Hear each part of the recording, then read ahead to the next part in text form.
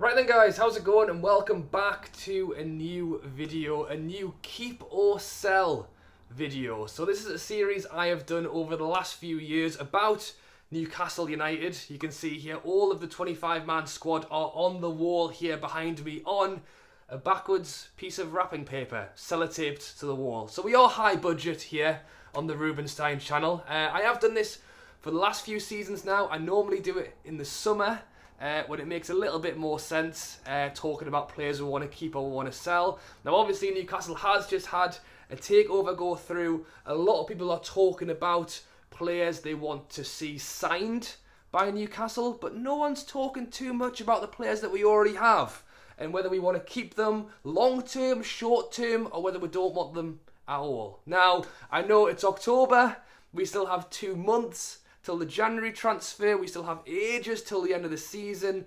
My priority right now is to not get relegated, but take it with a pinch of salt. Hopefully it should be some good fun talking about this and a few topics. Let me know down below what you think, players that you definitely want to keep, players that you don't want to see at the club any longer, and yeah, let's get on with it. Right then, so let's start at the top.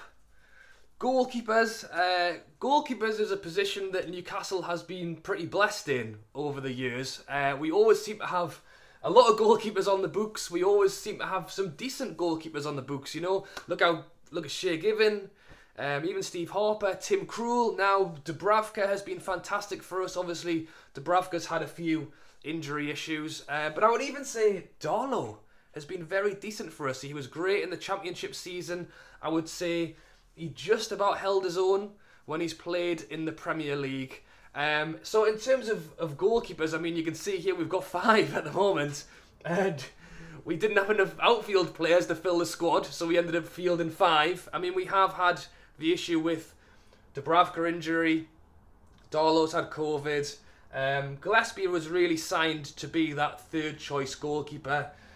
Woodman has been on the books for a long time now, and I think myself, and I'm sure a lot of other Newcastle fans, want to see Woodman do well.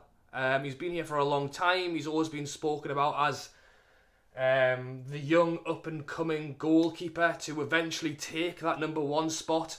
We saw him start this season, obviously again with the issues for Dubravka and Darlow. Woodman stepped in, played a few games. I don't think quite did as well as people had hoped. Is that because he needs more time to get experience? Does he need to be sent out on loan again, or is he just not good enough? We really don't know yet. And then Langley is a youngster who I've just stuck on there. I mean, for him, I think straight away, I'm going to give Langley a nice L for loan. Young keeper, up and coming. Hopefully he can appear for us one day. In terms of the rest of the goalkeepers, I mean, for me, I think Dubravka is a fantastic goalkeeper. He's injury prone, which isn't great, but I think he's very good. So I think he gets a nice tick from me. Darlow, and it depends how you want to look at it as well, because ultimately you always need 3 goalkeepers. So, for example, even if we went out in January, which I don't think we're going to do, or even in the summer, go out and sign a new goalkeeper, whether that goalkeeper is going to be the new number 1, and Dubravka will move to number 2, Darlow will move to number 3, or whether it's just another goalkeeper to help with the squad. You would go Dubravka number 1, new goalie number 2, Darlow number 3. But as I say, I think that as long as they're fit, Dubravka 1, Darlow 2, Gillespie or Woodman 3, it's a pretty good Premier League goalkeeping lineup. I mean, I've got all the faith in Dubravka, and I mean, as far as second choice goalies go, I think Darlow's alright. And then as I say, I think Woodman is a decent shout as well. So I am going to give Darlow a tick. For the meantime, I feel a bit like I hold some loyalty to Woodman. Whether I should or not, I don't know. I just think because he's been on the books for such a long time, I want to see him step in and I want to see him do well. So I am going to give him... I'm going to give him a tick for now. Obviously, you can't hold on to someone forever if they're not going to make it. I'm also going to put a loan as well. I mean, if he's going to sit on the bench and not play for us, then we might as well have him on loan and get an experience. There's no point of him being here if he's not going to feature. And then, for me, Gillespie with a cross. I mean, he's done nothing wrong at all. He was brought in to be that third choice goalkeeper, and he's done it brilliantly. But if we are talking future, I think that Dubravka definitely, Darlow 50-50 depending on what the plan is. Woodman would stay. So those are the goalies. Let me know what you think about that down below. Moving on to the centre-backs. Now, I have put Dummett kind of on the left, and I have put Kraft kind of on the right. I think both really could well be centre-backs as well. But we'll take a look through these guys. We'll start off with... Let's start off with the club captain, Lascelles. I mean, for me, Lascelles, I really liked it when he was brought in as captain for that championship season. I think it was a great... I just think that it was great to see us appoint a younger player as captain who had the ambition, who wanted to take the team forward. And for a couple of seasons, Lascelles looked great. The last few seasons, Lascelles, for me, hasn't looked as good. Despite being the club captain, he hasn't had a nailed-down position in the team. Again, it's another player who has some injury issues, and that's a big talking point about our whole squad. A big part of that is the fact that, and we'll come on to this in a moment, you know, our actual squad, our first 11 is good. You know, our squad depth is not good. And that is why you're seeing players getting injured, because they're getting overplayed. So perhaps in time, Lascelles, with more players around him who are able to feature. I mean, Shaw's injured, Clark gets injured, Dummett's been injured. Like Fernandez, one of the few who hasn't been injured, and the poor bloke is 52 and can't run anymore. So there is some definite issues in there, and I definitely think centre-back is a position we are going to look to urgently support in January and definitely in the summer. I mean, I'll keep this video moving. I'm going to give Lascelles a tick. Again, I do have a vision that Lascelles will, as I say, pull on his big boy pants and actually give it a proper go and hopefully be one of the players that will still be here in 4 or 5 years when there's been players coming in and out of the club. He will be one of the guys who's still there, still the club captain and still fighting for us. Now, I think a lot of people have lost faith in Lascelles, and I don't blame them, but that's why the rest of this season, moving into next season, is extremely important for him.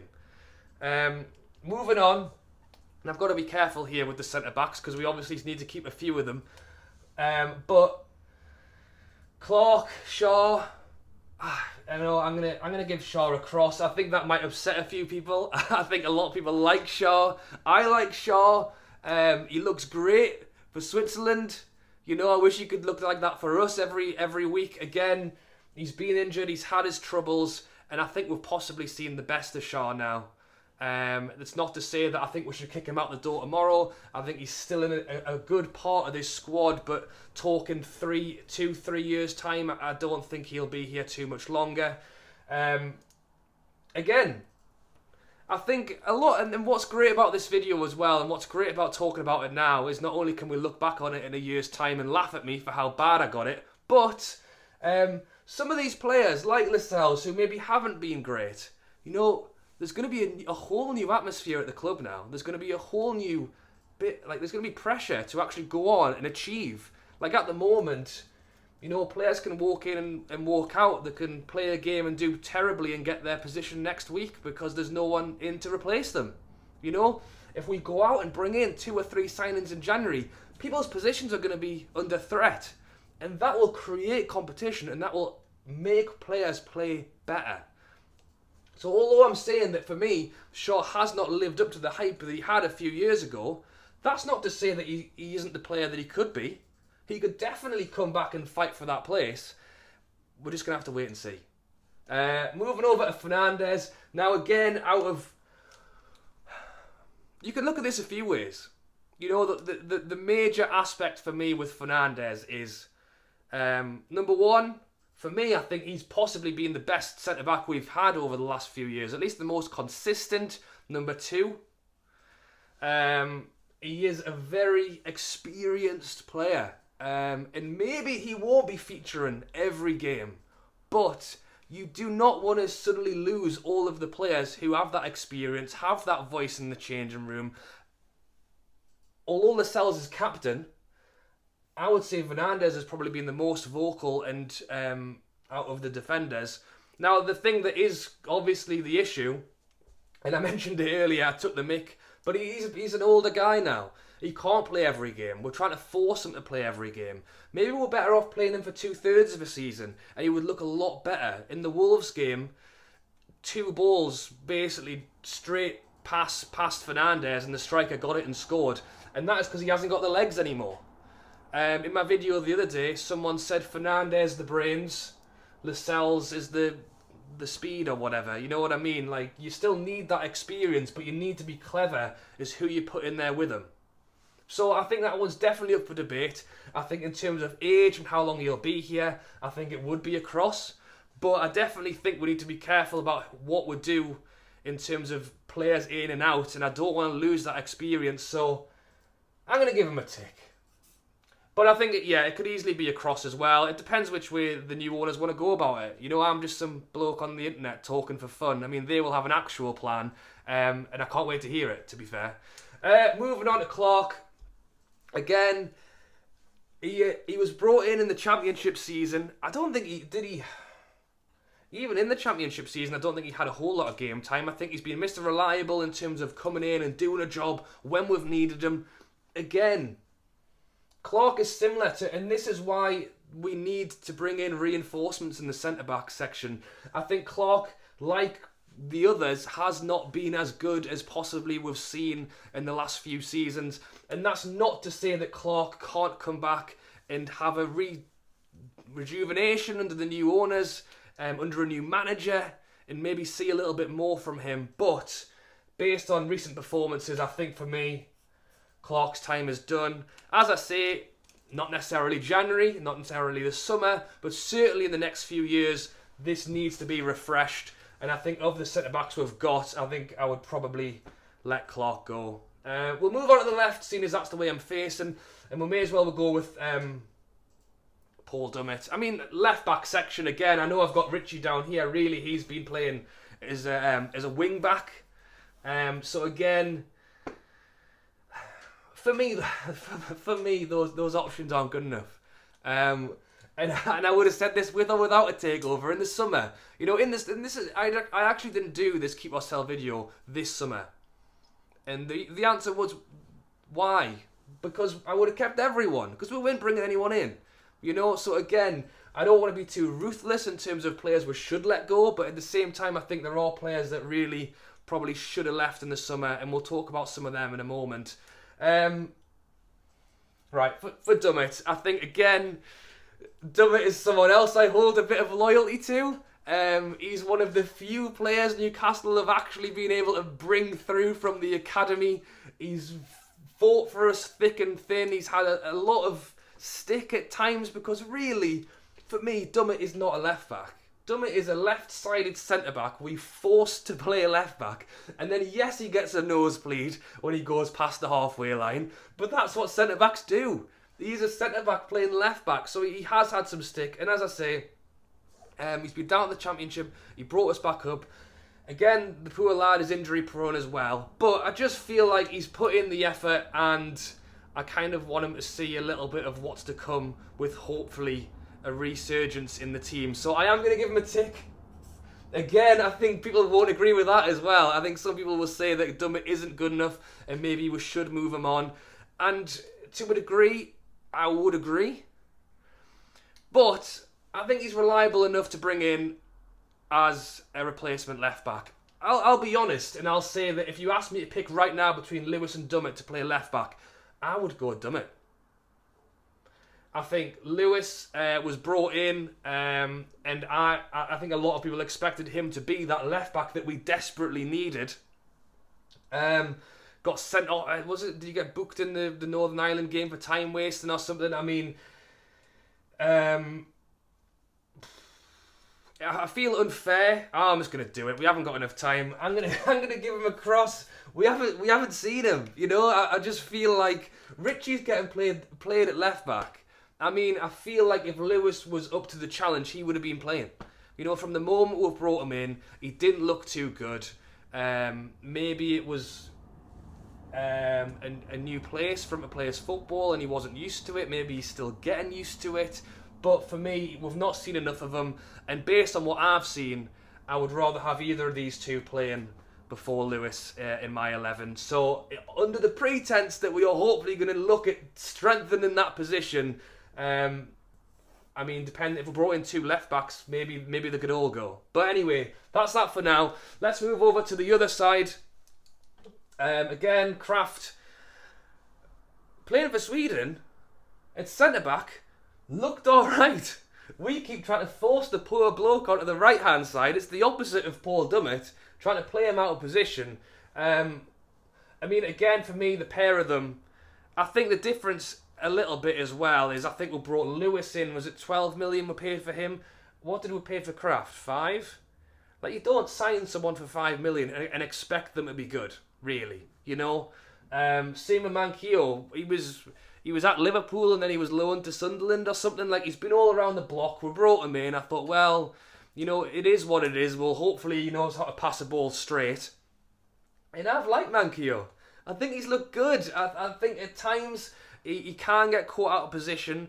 I think his defensive work, he could use some help with his defensive work. I think even going forward, he's not the greatest. But overall, I think he's done us a solid job in terms of short term, even medium and long term. I think right back is another position we need to strengthen. But if we're talking about squad depth, backup, or even just doing a decent job in the meantime, I think Manquillo can do that. I think, unfortunately, Kraft, if that's where we're going to play him, can't. I think for me, at best, Kraft is squad depth and ability to play in both centre-back and right-back. But realistically, I don't know how much any of us would be happy to see him playing every game. So that is the defence. Let's move on to the midfield. So we'll start. Let's do the either side first. So we'll start with Richie. I think Richie for me is similar to my conversation on Fernandes. Richie's 32 now, I think. Again, another player who has fought very hard for us. I have been a massive advocate for Richie because he's one of the few players who's not scared to shout when he needs to tell people when he needs to. Obviously, he kicked that corner flag into the crowd and hit someone in the bollocks. So that was a massive high point for his career at Newcastle. Ability-wise, again, I think we've probably seen the best of Matt Ritchie. I think this season he hasn't looked great. Again, we're trying to force a 32-year-old bloke to run the entire length of the pitch multiple times, all constantly in a game. At least Fernandes can stand at the back a lot. We are asking a lot of this guy right now, and I think it's very unfair to judge him on that. But, as I say, do you want to let go of players who have been through the thick and thin and have got a clear voice in the changing room? And I think this one's 50-50 as well. A big part of me thinks, you know what, we do need a bit of a clear out. And I'm trying not to be too harsh, because again, a lot of you guys could go, look Rob, keeping them for, get rid of the rest. Like literally pick a spine and replace the rest. And that would be a 30-second video. So that wouldn't be very fun. So we are going a little bit more in depth than that. But I completely get that. I completely get that as well. I do. But I'm going to, possibly against my better judgment, I am going to also give Richie a tick.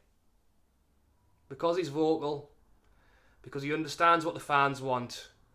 But, again, in terms of picking a starting 11, I mean, even right now, I think Richie's position is definitely in contention because he hasn't been great, but neither has anyone. And talking about players who will step up to a new gear under a new manager, under a new atmosphere, under a new positivity, we may well see Richie improve this season, and I really hope we do because he hasn't been great the last few games, but he's still a good player in there, I think. Moving on to the other side then, so back to Murphy. Murphy, again, is a poor lad who's getting played out of position. We brought him in a few seasons ago. We sent him straight on loan because Rafa didn't think he was good enough, presumably, or at least he wasn't experienced enough. I would say he's had some highs and he's had some lows. I went down to the Etihad and watched him score against Manchester City. He had a similar opportunity against Watford a few weeks ago when he fluffed it, when we could have won the game. We've been playing. He's a winger, and we're playing him. We're asking him to defend at wing back, which I think is massively unfair. Andy on my Behind the Leazers podcast, if any of you guys watched that, said he was the player to watch out for this season, which we all agreed with. And 7 games later, we're wondering what the hell he was talking about. But again, I think if he's first of all played in the correct position, he's still adjusting to what he's doing at the club. He is a Newcastle fan, so he is one of our own, and I'm going to give him a tick. I think again, we're not talking about starting 11. I'm talking about squad to a year's time, 2 years time. I'd like to see Murphy potentially again under a new management have a bit of a new lease of life and play in the correct position. And can he not necessarily start the games, but can he come on? Can he make an impact? And I definitely think he's got it in there. He's a very quick lad. And I think to let him go now would be too soon. Moving into the middle of midfield. Now, I have put a few names on here similar to what I did with Langley. I have put White and Anderson on there just because they are under 21 players who are being spoken about quite a lot at the moment. Again, I'm just going to make the quick decision to give them 2 loan deals. We want to see more players from the academy come through into the squad, absolutely. Is the time for that right now? Possibly need to give them some loan time first. But you look at some other teams like Harvey Elliott at Liverpool coming in, making a quick impact. I would love for some of our players to be able to do that. So we'll have to obviously watch and see. Hayden, I've put him here because, like most players in our team, he's been played out of position all season. We're trying to play him at the centre back. It's still boggling my mind as well. He does a decent job at centre back, to be fair, but he's not a centre back. He is definitely a midfielder.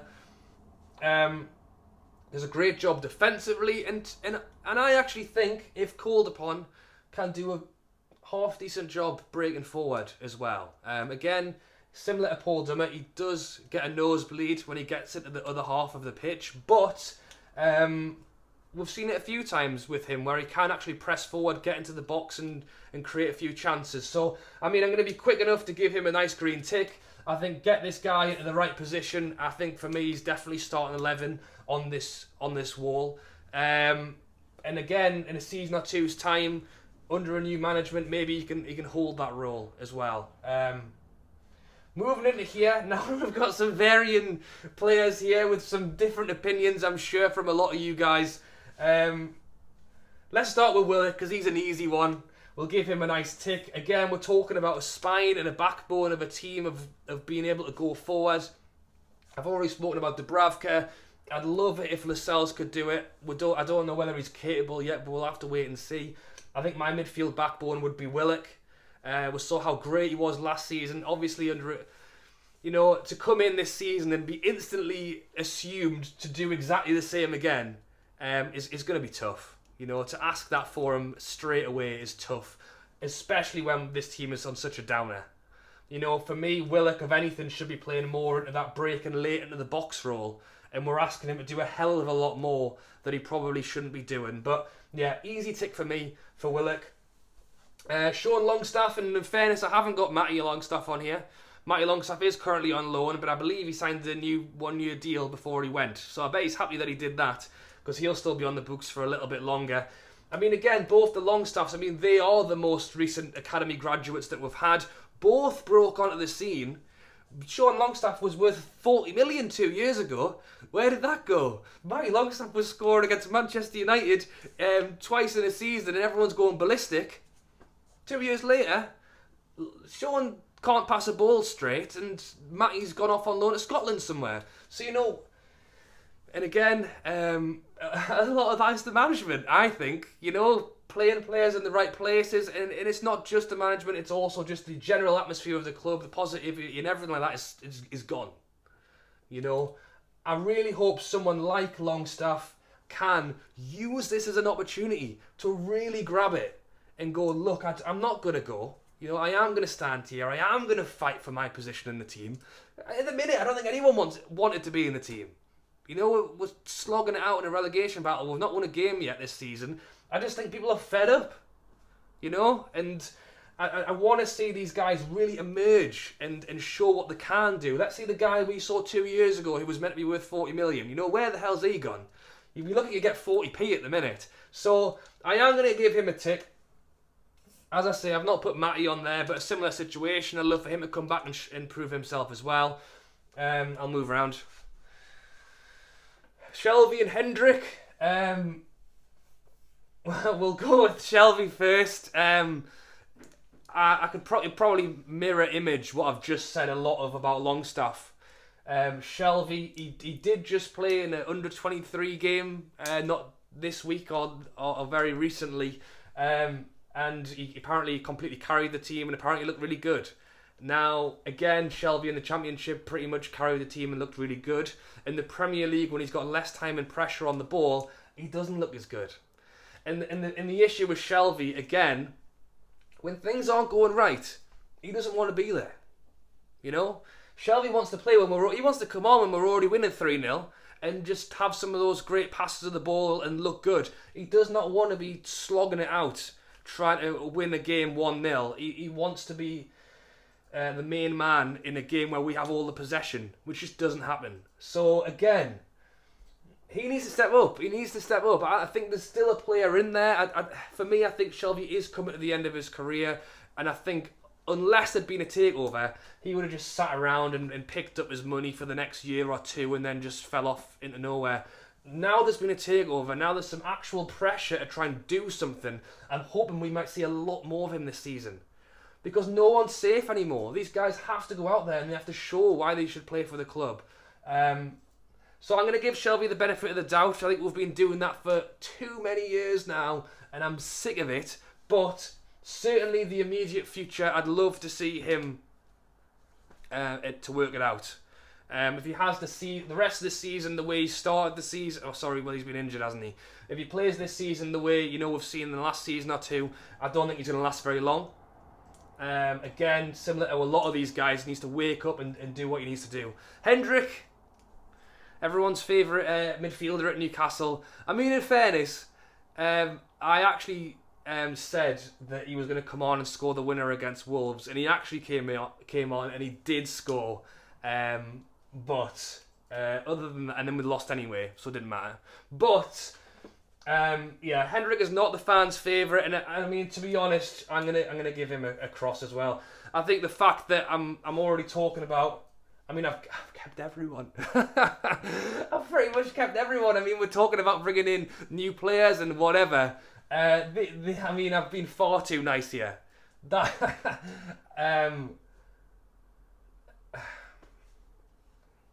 We'll leave it as it is. I mean, as I say with Hendrick, he came in on a free. You know, what are you going to do? You know, he came in on a free. We're expecting him to be a world beater. It wasn't happening.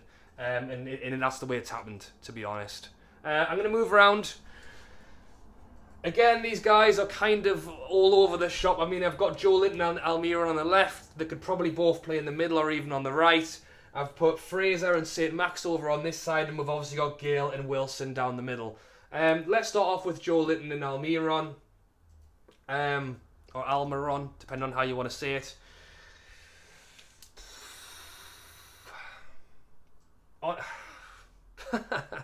Joe Linton. I mean, again, you know, there's got to be a player in there somewhere, hasn't there? I mean, he definitely has shown improvement since he's come in. And again, you know, let's just flat out compare it to Manquillo. I like Manquillo. We didn't pay very much for him, and he's shown us what he can do. We paid a lot for Joe Linton, and he really hasn't shown us what he can do. So I know I reckon this is 50-50 as well, to be honest. I should have polls on here. Maybe I'll try and put some polls on to flag up in the corner while you're watching this, because that would be great to hear what you guys have got to think. I think someone like Joe Linton, I think, is 50-50. I think there's people out there who like him, who think that he can definitely do more and he can improve and will get better. I think there's other people who will go literally cash in on him now. I think the big thing for a lot of Newcastle fans is, especially with the keep ourselves, what we're going to sell them and then we won't buy anyone. Because they're like, actually, we didn't really spend. So if we did sell off the squad, we'd have no squad left. You know, we're now at a point where if we do let players go and we do let players move on, we are actually going to replace those players. So if we did cash in on Joe Linton and got 30 million, would you just take it and spend that somewhere else? I would be very tempted, to be honest. Okay. I'm giving him a cross. I mean, again, this could well be a very similar conversation to what I've already discussed. We've not seen the best of him yet. He's playing in a team that isn't great, and he's come over to the Premier League. He's still learning. He's had a longer learning curve than any of us really wanted him to have. I'm going to leave it at that. All right, moving on to Almiron, sorry. Again, I mean, I sit the match every week every other week and joke around that he just loves running around, because sometimes he just literally looks like he's running for the sake of it. He doesn't know where he's going. I think his goal return has not been high enough for a forward player. I think if it wasn't thanks to Wilson and St. Max covering for him, he possibly would have had more stick as well. He doesn't score enough goals for me. But he definitely works hard and he definitely gets into good positions. You know, it's going to be tough, and it's same for Joe Linton as well. When we have 20% of possession of the ball, how do you expect to play well? You know, we're lucky that players like St. Max can do it on their own, and we're lucky that Wilson doesn't need too many chances to put the ball in the net. For players like these two over here, who maybe need 1 or 2 or 3 chances in a game before they can get a goal, they'll get 1 at best. So again, putting these guys with better players, where we have more of the ball and can create a lot more, maybe we'd see more from them. I'm going to go the other way with Almiron. I'm going to give him a tick. Again, I think he works hard. I think he definitely has something in there. I think I believe in him a little bit more than I do in Joe Linton. And over time, well, again, with this boost, like, this could change by January, when these players go out there and actually have to prove themselves rather than just wandering in and out of the pitch. We could see a lot more. Moving on, Fraser and St. Max, again, easy. St. Max, like 9 ticks for him. I mean, he needs to stay. And I think if this takeover hadn't gone through, I think he probably wouldn't wanted us to stay, to be honest. I know that he has such a fantastic relationship with the fans. Videos of him with the kids in Newcastle City Centre and tweeting fans and all sorts is so good, and it's one of the few refreshing things that has actually gone on at Newcastle before the takeover. Give the guy a new contract, give him what he wants. He needs to stay.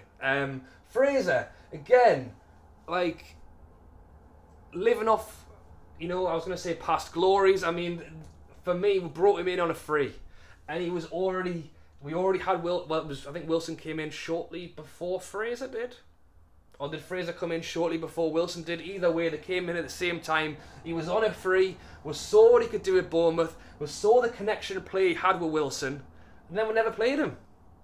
You know, we never played the guy. And yes, he has his injury issues as well.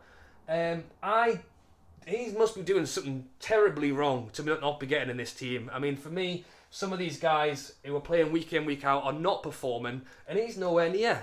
So, like, it's same with Lewis. You know, we don't even have a left back, and he's still not getting a game. You know, why is this guy nowhere near the starting 11? Well, the management must know something that I don't. I think he should be getting more game time. But again, the last time I seen him was 2 years ago, because he doesn't get played. We've brought him in on a free and we don't play the guy. The time I have seen him play, it's like 30 minutes before the end of the game when he's got no time to do anything. I'm trying to judge someone I've not seen, basically. So I guess I'm going to give him a cross. I mean, as I say, if he's not good enough to be getting in the team at the moment, then is he going to be good enough when we've brought in 3-4 new players in January, hopefully more in the summer? Probably not. And finally, moving on to the strikers, we also have another easy one for me. Wilson, a big tick. I know people have joked on about, even Wilson's got his number marked with hopefully some new signings coming in. But I think he's more than proved himself, especially he's back from injury. I'm hoping to God he can stick the ball in the net a few times and keep us up this season. And again, so I'll join these two together. Gale. So these are the two strikers we have. I know we're playing St. Max up front. St. Max isn't a striker. He's a number 10, I would say, or even down the wing where he has more room to play. We're playing him up top on his own. He's done a great job for what it's worth. A fantastic job. And again, but he's not a striker. We have two strikers at the club. Wilson's injured, or has been injured. Gale's not playing. Gale is like Fraser. We have one fit striker at the club, and he's not playing. So why is he there? What's the point of having him there if he's the only fit striker and he's still not getting a game? It's madness. For me, Gale is a cross. I mean, again, Gale has definitely done his job for us over the years. I think he's definitely in the championship season was fantastic. He went out on loan to West Brom at one point and then came back, and I'm sure this season he scored a few goals in the pre-season. And I actually thought, you know what it is, maybe there's a player in there who we can kind of see the rest of, and then he vanishes again. So regardless, for me you need what, at least two strikers minimum, 3 minimum. We have 1. So regardless of whether we're bringing 2 new strikers in January, which isn't happening, or even in the summer, he'll still be here, and I want him to be here. So that is it. That is the keep or sell video for the 2021-2022 season in October, which I know makes no sense at all, but hopefully you have enjoyed that video. As I say, there has been a lot of talk about who's going to come in, players coming in. No one's talking too much about the current squad and where their future lies. Again, I really don't doubt that this will have changed by January. And honestly, I hope it has. I would love to see players like Lewis, who we've not seen a lot of, under a new management, under a new positivity of a club, rise up and show why he should be playing left back. He is the only left back we have, and he doesn't play. Like, he needs to stand up and be counted. Similar with some of these other guys like Longstaff, who I think every Newcastle fan is desperate to see this guy do well again. It would be fantastic if he could rise up and actually get some good game time in and show us what he can do. But yeah, hope you have enjoyed the video. As always, drop a like and subscribe if you guys are new. Obviously plenty of Newcastle videos at the moment while we are riding this high. Cannot wait to see what happens with not only the players but just the club in general as we go forward from here. Alright guys, thanks for watching as always, and I'll catch you later.